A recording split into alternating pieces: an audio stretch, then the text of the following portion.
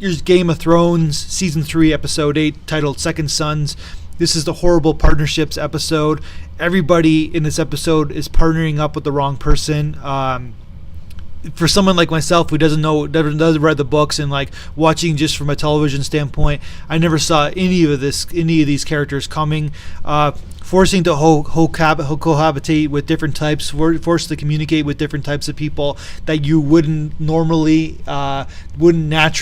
have a communications with. It's sort of an interesting kind of allegory where forced marriages, whatever you want to call it, that's sort of like back in the day, or even certain cultures do it now, where you're forced to do it because for political reasons or financial reasons, where you're just not connected with that person, but then you're forced to be with that person. This is what this episode is all about.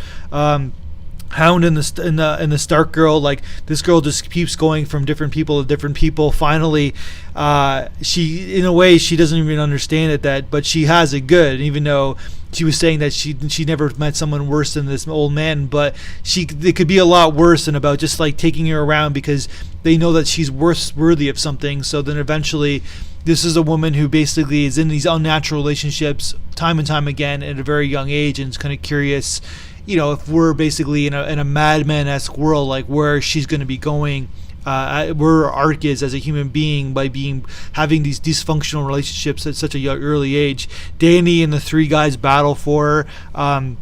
Dario, I guess, basically ends up the one with her, and because he basically, the other two guys who was in the running, he shows up with their heads, so I guess he killed both of them. And of course, from the girls out there, I guess he's the more attractive type, or he's the more less is more. I kind of joked in the Star Trek review movie where Kirk is trying to be a womanizer. He's like, "Hey, I'm Captain Kirk. How you doing, baby?" And we all know that the great sexy man, I guess, and like from someone from experience can even relate to this, is that the sexy man, yes, I am the sexy man, is the person that doesn't say anything because you don't have to say anything, because that's what being a charmer is all about. The less you say, the more. And this is the man who less says, the more. And the man, so all the other two male characters who are trying to get her attention are boasting all this kind of their machoism or whatever, or their penis envy or whatever. And this is the man who says less. The man who says least is the greatest charmer in the world. And of course, you got Sam and Gilly, kind of a cool relationship between the two of them. They're connecting on a certain level. And of course, to bring out the beginning of my theme, Tyron and Sansa, the great wedding, the great dysfunctional wedding.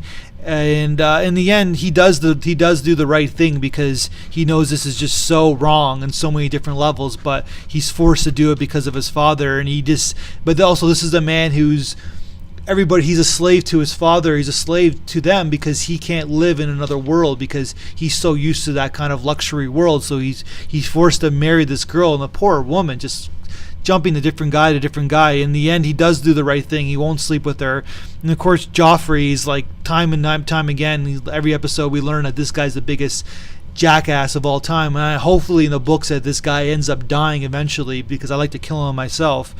And just to finish things off with the Game of Thrones, because I'm like totally from an outside perspective, I'm not a fantasy person, and it's really, like, it's not my biggest thing to do. But so these kind of episodes are very tough on me, because it's not my natural genre to watch. But I understand that there's a certain art and poetry to these episodes, but less is more, in my opinion. Like, there's less storylines, so basically, and there's more punch, because we get to spend more time with these storylines. Like, always been my problem, I joked about it before, is that there's like 12 storylines in an episode, and I just want like 4 or 5 episodes, so I want to get these storylines. I want to need to know these characters and these storylines even more, but they keep jumping to different storylines.